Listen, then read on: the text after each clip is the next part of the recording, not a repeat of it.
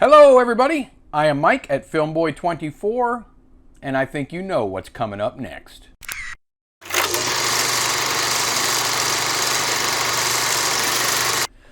Well, the time has come. It's all about the Retroscan Universal Mark I by MovieStuff. I need to preface this video with a couple of quick things. First and foremost, although I look it, I am by no means a professional and don't know everything there is to know about these machines. I only know what I know. Don't judge. Secondly, I purchased this one pretty inexpensively, used on an online auction website. It has not been refurbished by MovieStuff, so anything that I talk about, it has not gone through MovieStuff for a refurb, which they do on many occasions. This one came directly from a previous owner. With that said, I'm a do-it-yourself kind of a guy. I always have been, and it's not that I don't trust anyone, it's just I really prefer to do it myself. This is probably my favorite piece of equipment I've ever owned as it relates to my infatuation with film. This is the MovieStuff Retroscan Universal Mark I machine that scans 8mm, Super 8, 9.5, and 16mm movie films. For each format, except for 8/Super 8, you needed a separate gate. This is a gate. This is a 16mm gate removed. This is an 8/Super 8/ I guess single 8 gate. These gates are very easy to attach and detach from the machine. And for the purpose of this demonstration, I'm going to leave the regular/Super 8 gate attached for the entire thing. Just know that the 16mm gate operates exactly the same. Now, when I first bought this machine, and let me tell you, I saved for a long time. I say we, my wife and I. The price point on these originally were somewhere, I believe, in just under $7,000. I think they're around $6,500, maybe closer to $7,000. I don't remember exactly. I did get this one used. Special thanks to the young lady over my right shoulder for giving me the nod finally after saving for several years. This has always been a dream of mine to be able to scan my own movie film and do it the way it should be done. Now, these are or were designed originally as scanners for kind of like mom and pop outfits that scan movie film for people, or for archivists to be able to quickly view the film and pull it if it needed a upper level scan or a more professional scan. For me, it is a professional scan. I mean, I'm used to scanning stuff off the wall with an old projector or using one of my Wolverine scanners, which are, if you're not familiar with the Wolverine scanner, I'll put the link up here. I did a video comparing the two, so take a look at that link if you're interested in the Wolverines, but this is the machine for me. At any rate, let me go over this machine very quickly. I'm going to do a brief breakdown. Yeah, a brief breakdown of this machine. I already went over the gate. I printed and stuck on two little circular stickers on this wheel and this wheel. These are your framing knobs. As you can see, one goes up, one goes down, clockwise and counterclockwise. This side, one goes frame left, frame right. In other words, it moves your frame up and down, left and right. The back knob back here that you probably can't see too well is your focus knob, and this is your main focus knob apart from the focus on your lens. I typically leave this lens focused at the closest, I think it's 0.9 feet that I leave it on, and I always do my focusing from back here. Now, you can do your fine adjustments with the lens. I typically don't do that. I don't like to touch the lens at all once it's set. The controls on this are very, very simple, but you have to kind of get used to them. This is your take-up side. This is your feed side. You would take, and in just a few minutes, we're going to scan this particular roll of film. It is I got it from an estate sale. It's a Tahiti. It's a film from Tahiti. This is the same film I used in my Wolverine examples. But we're going to scan this. So this would go on this side, your take-up over here, and it would feed through your rollers in the front, which I'm going to show you in 1 second.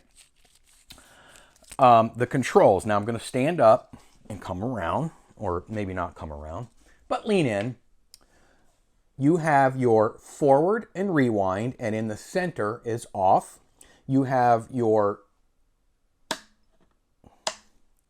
format or your gauge selector switch here. It goes from, and I'm having a hard time seeing, Super 8, 9.5, and 16 on top. Regular 8, 9.5, and 16 on the bottom. Now, the reason why 9.5 and 16 are on both the top and the bottom is sometimes you get better results with one or the other. This switch here flips between this side and this side on your sensor lights.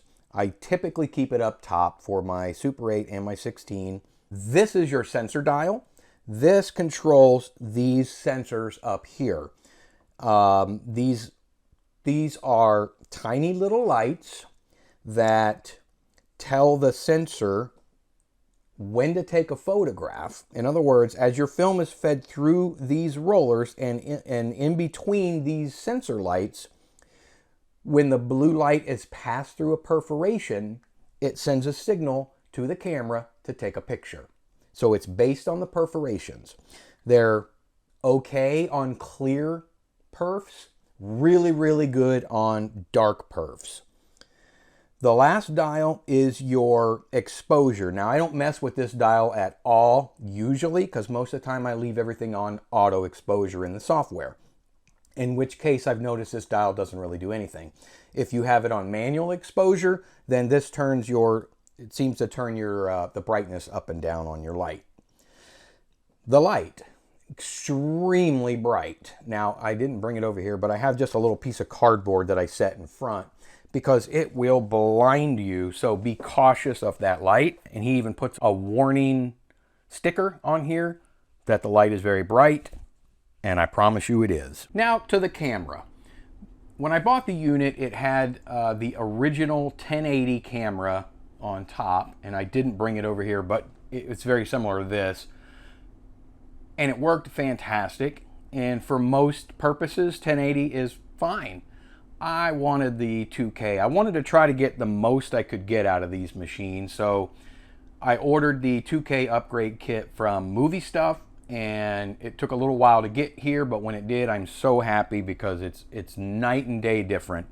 It comes with the, and I'll show you in a minute when we get over there and scan the film, but it comes with the still and scan switch, which means you can focus on a single frame of film rather than making the film run continuously while trying to focus. So I purchased this camera separately and had to install it. It's very easy to install. Roger sends or has very simple instructions on his website on how to install the 2K camera kit. I am going to turn this unit around and show you the reverse. Okay, this, as you can now tell, is the back side. Now I've disconnected the USB cable. This is the cable that plugs into the back of the 2K camera and into your computer. It's a long cable. I saw no reason to keep it connected for this video.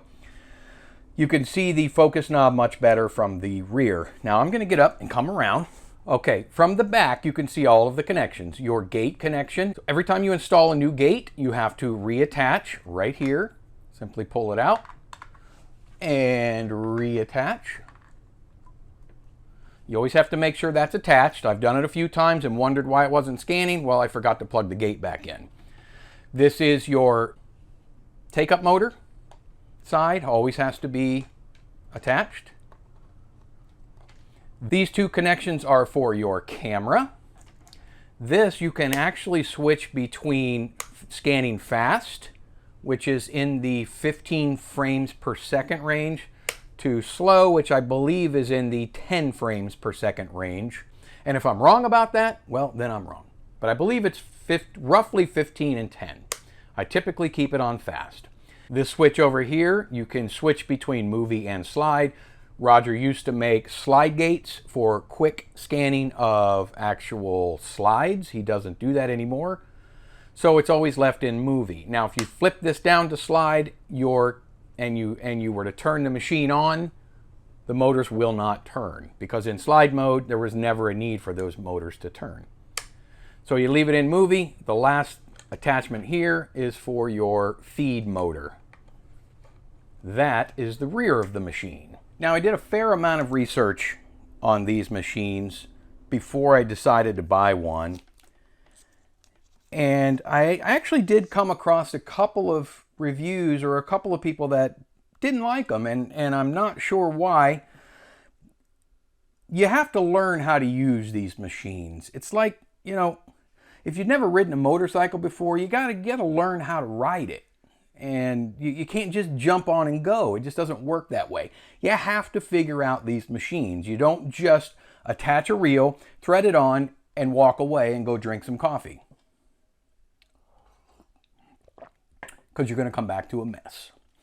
You need to understand your sensor setting. That's probably been one of the biggest complaints that I've seen in the reviews that I have seen over the last couple of years. Once you learn how to use that sensor setting, I've really had no problems whatsoever. Occasionally, I have to stabilize some of the footage, mainly on very clear-edged film, and that was explained already in the documentation from Roger years ago. These machines are built for, or were originally built for, the home movie market. And the home movie market is typically positive images. And positive image film is typically dark edge perforations. It works magically with those types of films. I shoot a lot of film and I scan it, so I have had to go into Resolve a little bit and stabilize some of the footage. Now, sadly, these machines, this particular unit has been discontinued. They don't make these machines anymore. He's focusing on one particular machine, and it's the Mark II unit. Now, one of these years, I will probably have to pick up a Mark II unit. It looks beautiful. You can switch between gates or formats really easy. It's just two little screw-in guides to change the format. I mean, the machine is absolutely beautiful. But what I like most about it, and he did it for a brief time with these units, but they're now installing, instead of the little blue sensor lights that they use on these machines, they're using laser. I believe they call them light pin sensors. And it's a laser that they've and I read somewhere that they're not using, they may be using off-the-shelf lasers, but they are most certainly modified to fit their needs. So that excites me, because some of the footage I've seen from that machine is rock steady, and it's beautiful. And I love the 2K look. And I don't have a need for 4K or 6K or 128K footage. Yep, I said it.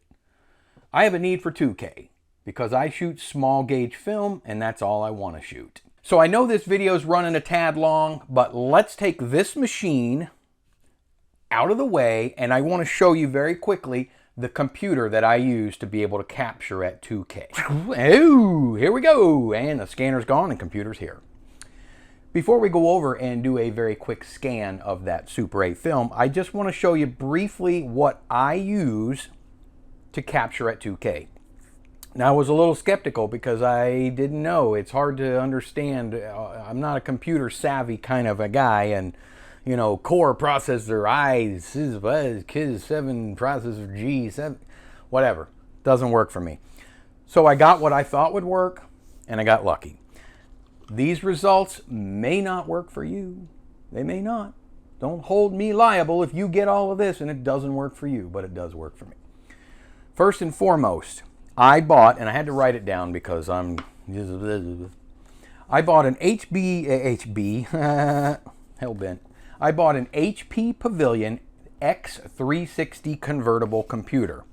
It is a 64-bit Windows 10 based, and it flips all the way around, and it is touchscreen, So it's essentially a tablet and a computer. It has an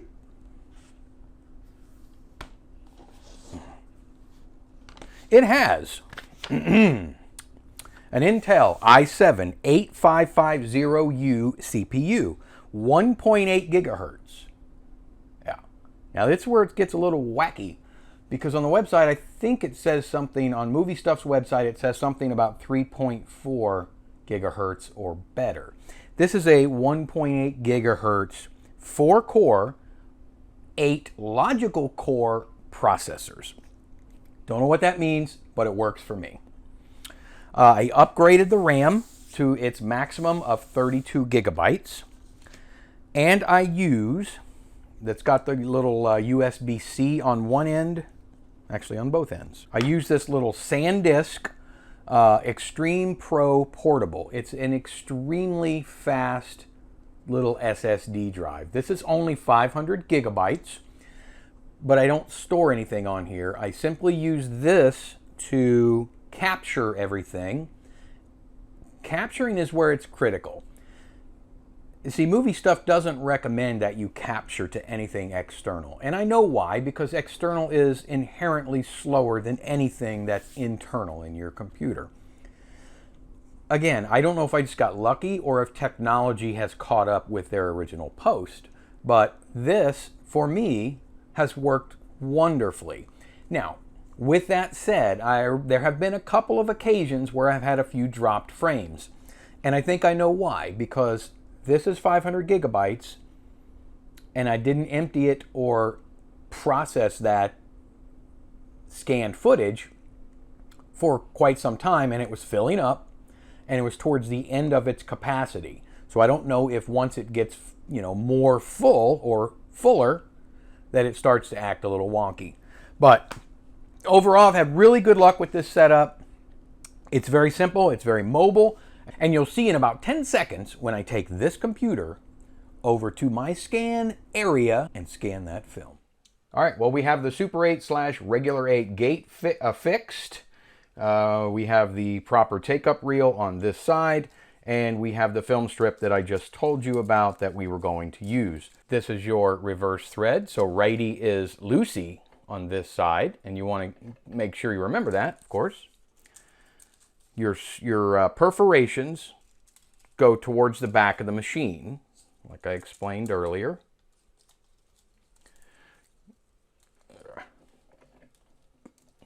Lefty-tighty on this side, and you tighten it up. Now, this is a 50-foot reel, so you just omit this first roller here. So it goes under, over, into the sensor, underneath your gate, under this second roller here, and onto your take-up reel. Just like so. You want to keep your take-up reel loose just until you get it wound. Now I'll wind it through my leader, and I will stop it right around where the film starts. Tighten this side up. The machine is ready to go. Now, I intentionally didn't set this lens properly yet. The tube should be set properly, the distance, the lens from the sensor. However, I intentionally didn't focus it yet, so you'll be able to see. Now, as you can see over here, I have the software. I'll give you a close-up of the software in just a minute, and we'll go over that very quickly. All right, once your film is where it needs to be, you want to focus it. Now, we want to click our camera onto still. We are going to click live in our software, and then we're going to select preview. Now, what this is going to allow us to do is actually get a preview of one frame to be able to focus and sort of frame it in. So we click forward, and as you may or may not be able to see too well over here, it is way out of frame and it's way out of focus. Now, I did that intentionally to show you what we have to do. Okay, so your focus knob is on the far back here, and I'm going to try to get my arm out of the way here, and as I turn it, you can see it come into focus. Ta-da! Beautiful. Can you see it?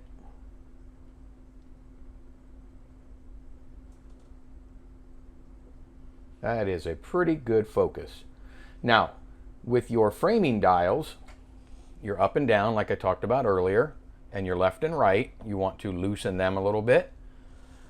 The up and down you're not going to mess with yet. You're probably going to have to roll your film to do the up and down, as you'll see in a minute. But your left and right, now you can see our frame is too far left, so we need it to go right. And right, according to my little wheel, is clockwise. So we turn this little wheel clockwise, and as you can see, it moves your frame. Now you can frame it to where you can just barely see the perforation, so you get the entire frame there, or otherwise, and then you lock it in. Now, as far as your top and your bottom, again, you'll see in just a minute. I am going to shut the machine off. I'm going to take it out of preview and live mode, and then back to simply preview mode. Put your switch back down to scan, because now the film will actually move and not sit still. Make sure this reel is tight. Make sure this reel is tight. Everything's tightened up. And you can see that your framing is, your up and down frame is out. So that is when you take your up and down framing control, and we see that it needs to come down. So to go down, we go clockwise. Turn it clockwise and you see your frame come down. Turn it a little bit this way, a little bit this way. Tighten it up, you're good to go. Now your sensor knob will adjust your framing just a little bit. You don't want to get crazy because that's not what its intention is. And as you can see, it is previewing nicely. So when we're content with how it looks, you shut the scanner off, you take it off of preview mode on your software, you come back here and you want to rewind your film. And to do that, you loosen your take-up reel, keep your supply reel tight, and you click your rewind button. And I sort of leave my hand on the take-up reel a little bit. Give it a little bit of tension, and then when you see your leader, you can stop it, and you're good to go. Wheel it back. Get it back to where it needs to be. Tighten your take-up reel again. You're ready to scan. Now again, if you're using the same batch of film from someone, you probably only need to do that one time. Now you can simply load a roll of film and get to going. All right, now let's move in on the software and I will show you exactly what happens over there. Okay?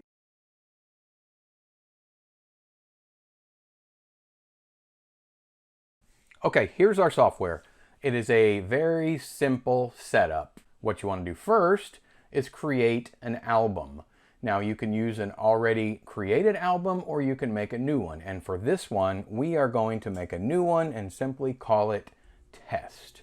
We are going to plug in the dreaded 2020 and click OK.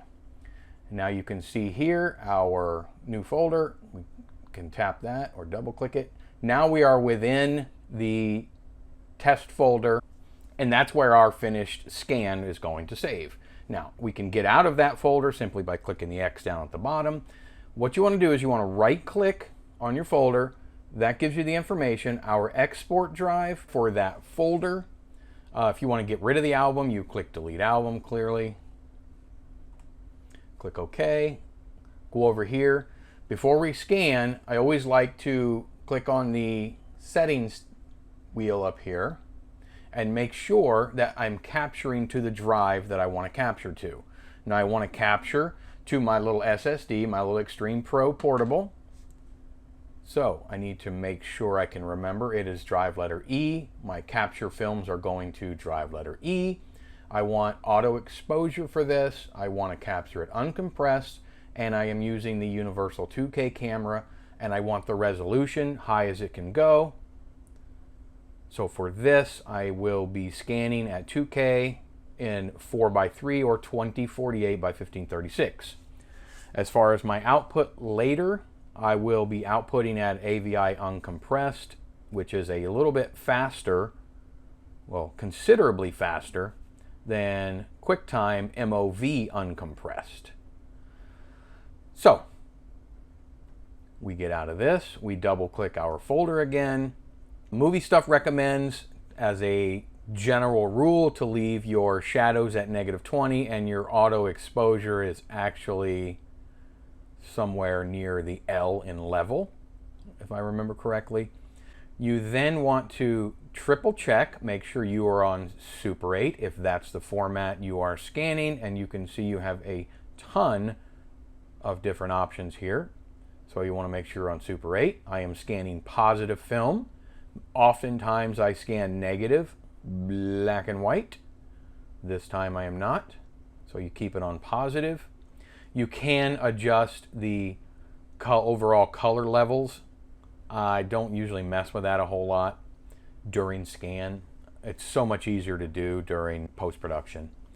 At any rate, you are ready to scan when you have all that ready to go. So you click Start, come back to your machine, which you can't see, it's off camera, and click Forward, and your scan begins.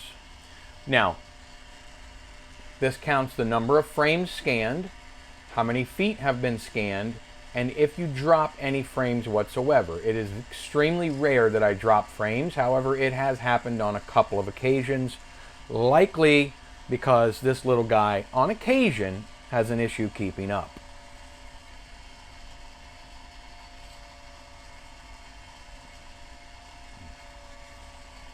Again, just for the sake of showing you, you can move these sliders. As you can see, the film gained some reds. The film lost some reds, and we keep it back here. Again, you don't really want to do a whole lot while you're scanning, simply because it's so much easier to do after you're finished scanning the film.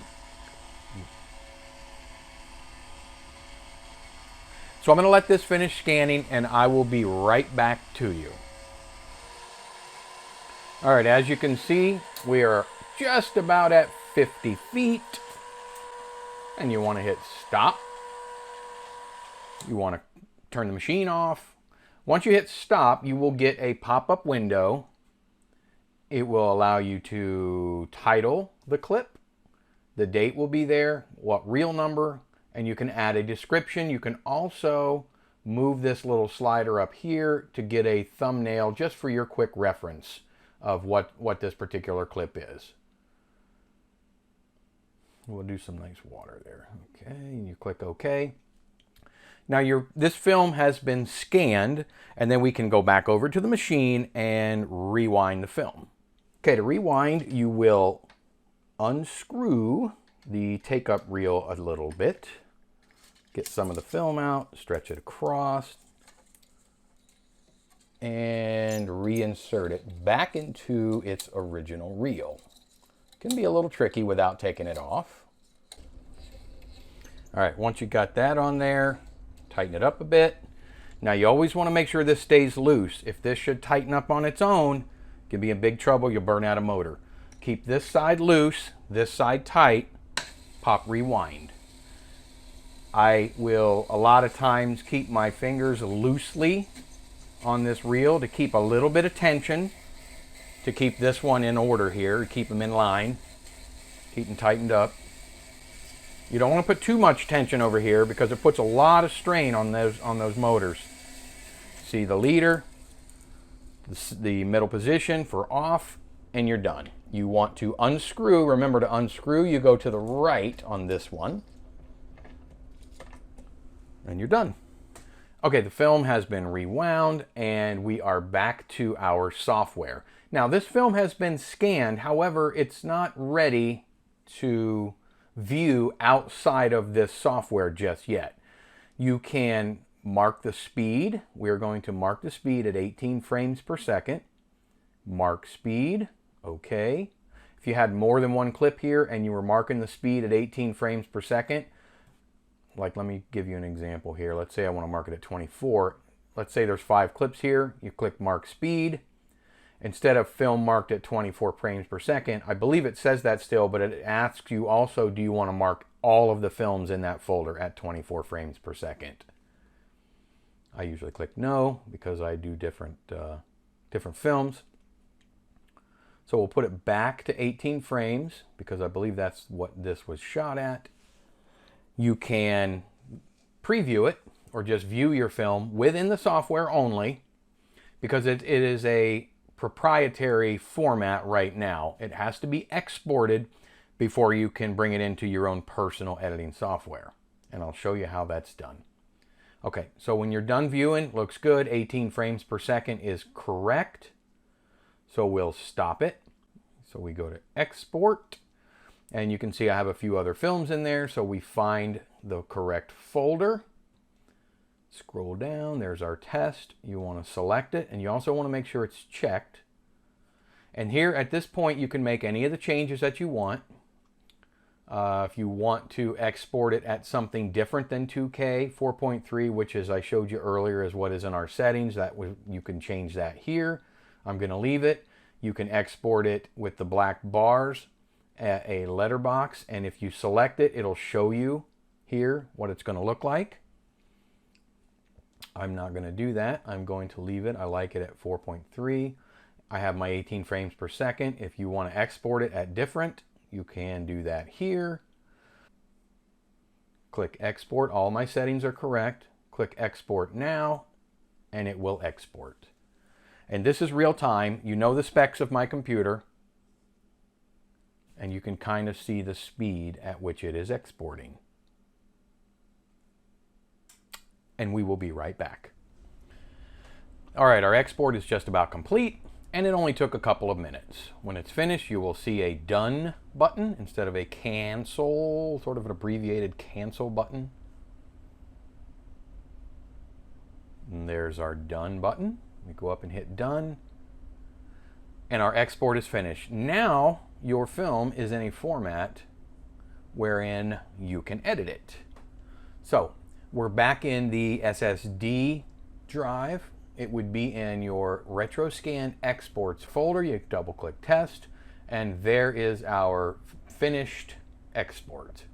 You would double click that, and I will actually show you the result much better than what you'll see on here.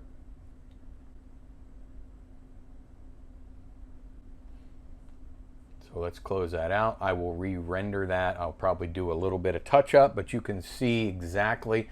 Now this file size is 42.1 gigabytes. So you can see exactly what happens when you export uncompressed in AVI format. It is humongous. Let's do something really quick. We're going to export this file one more time, only this time we're going to export compressed. And this is faster, and you'll see the size difference in the files. So we'll export, we'll keep all of the settings the same, we'll select it, all the settings the same, and export now. And I'll see you in just a minute. Okay, we're back, and that only took about a minute. And let's go and check the file size now. As you can see, we are now at 1.36 gigabytes rather than the, I believe it was 42 gigabytes earlier. Now it plays so much smoother, and really no loss. Well, as you can see, there's a lot of different things you can do when it comes to exporting as well.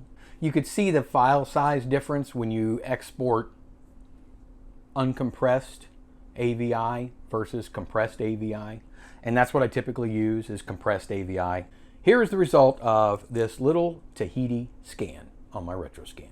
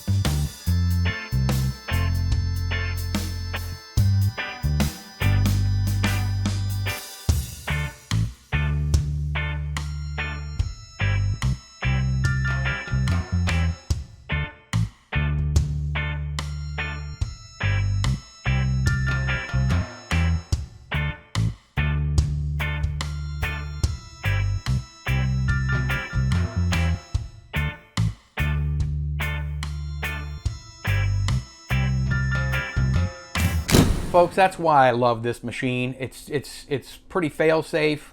It's very, very well built. I can't wait to see what the Mark II is like when and if that time ever comes that I am able to pick one of those up. I can't find anything negative really to say about it, other than the fact that you have to figure it out. You have to learn it. You have to understand the controls. And if you don't, you're going to get frustrated. I've had the unit for a little over a year now, and I'm figuring it out. So I'm very happy with it. If you enjoy videos like this and you want to see more reviews and more film-related content, punch that like button for me. Leave me a comment, let me know what you thought, subscribe, and make sure you hit that bell notification so that you're aware of every single time this guy uploads a brand new video. And until next time, I'll see you on the next go-around.